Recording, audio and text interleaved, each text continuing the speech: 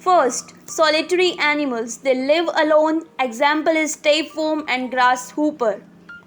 Second, colonial animals. They live in groups and help one another and thus show social life. Example is honeybees and ants.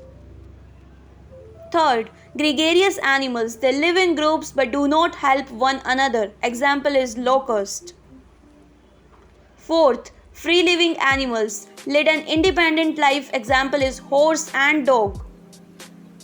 Fifth, parasitic animals depend on other animals for food. Example, hookworm. Sixth, sessile. They are fixed to the substratum. Example, sponges. Seventh, coprophagous animals. They eat their fecal matter. Example is rabbit.